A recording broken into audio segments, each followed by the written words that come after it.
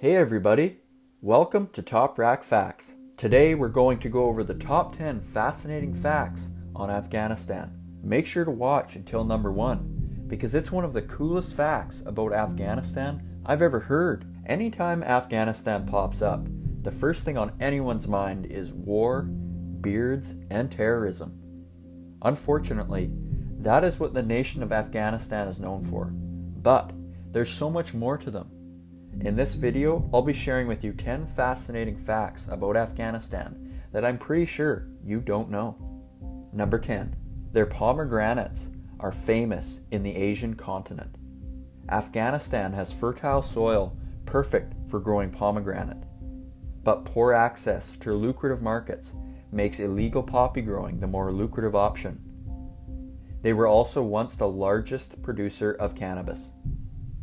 The largest source of income for Afghans, not Afghanistanians, is agriculture.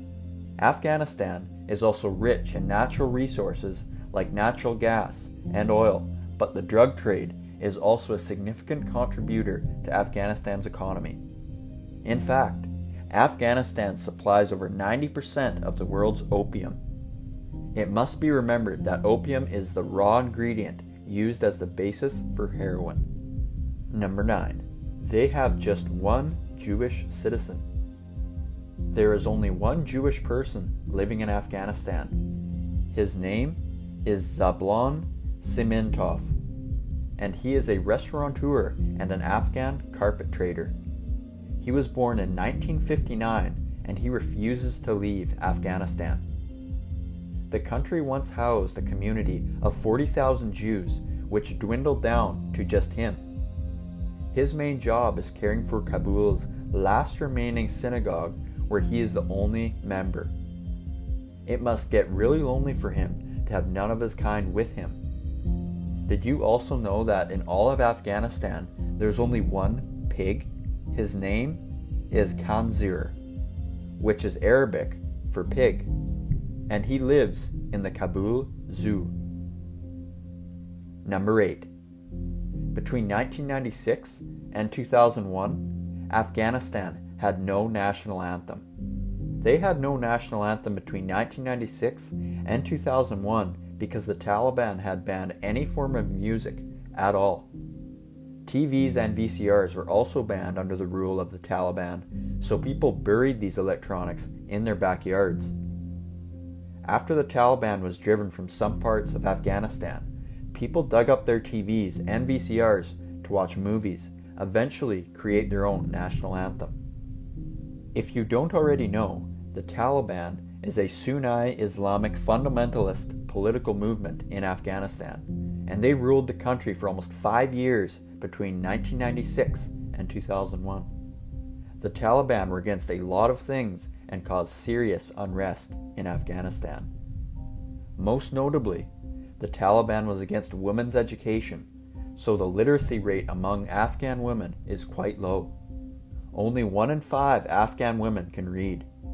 Girls make up 37% of the people in Afghan schools, and only about 40,000 women are teachers in Afghanistan.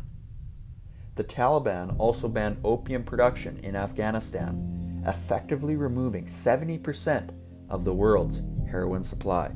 Number 7.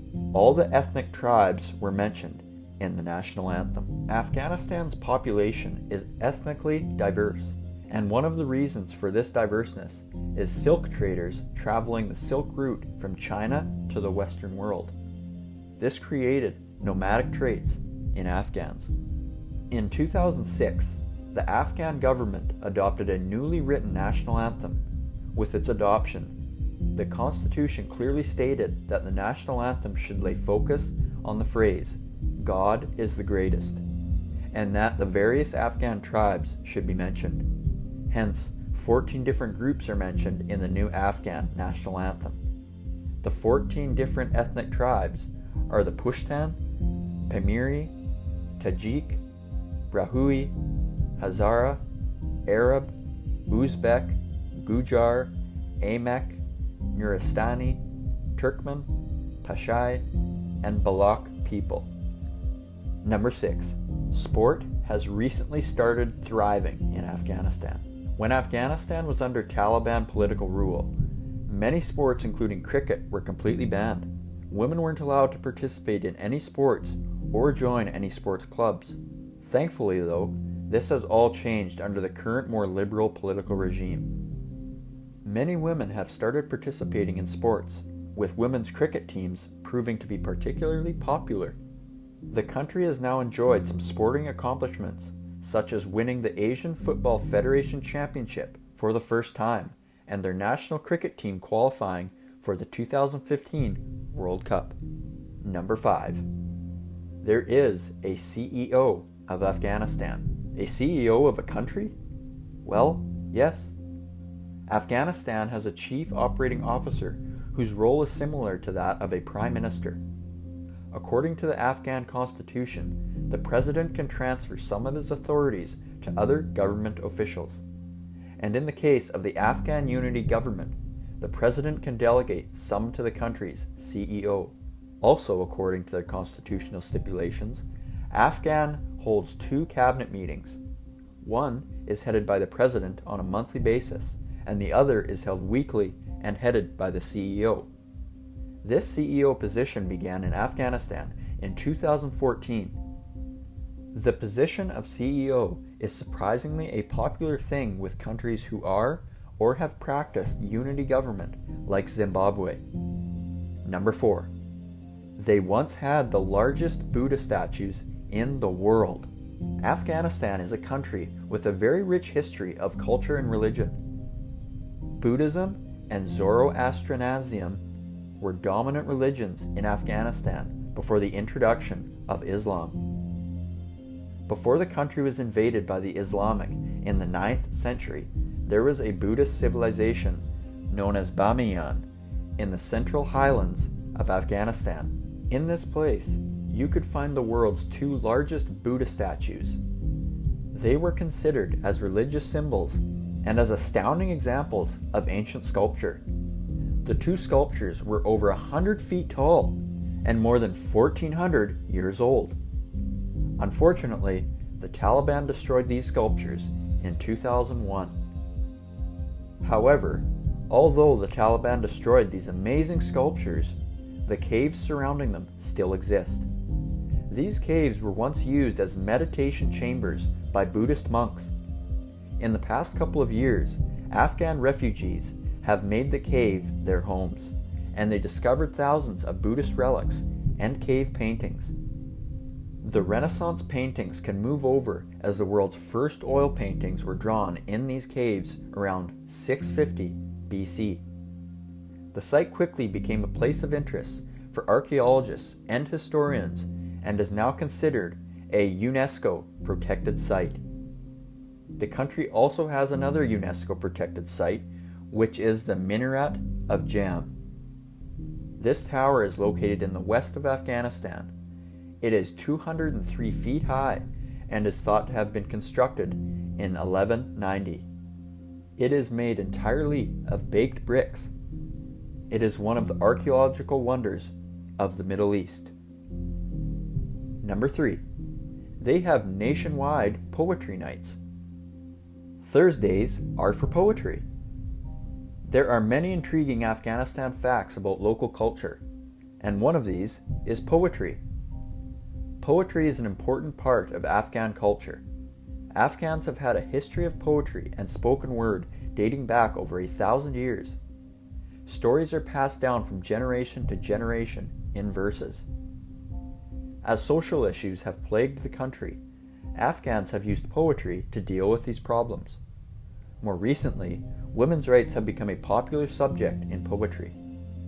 In the city of Herat, men and women from all generations gather together on Thursday evenings to celebrate poetry, both old and new.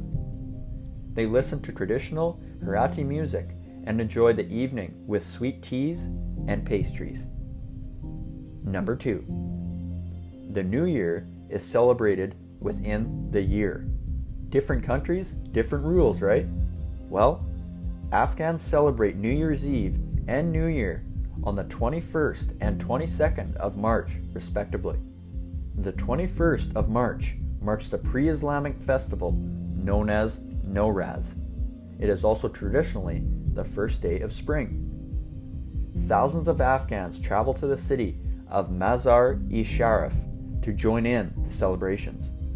There is a mosque in the center of the city known as the Blue Mosque or the Shrine of Hazrat Ali.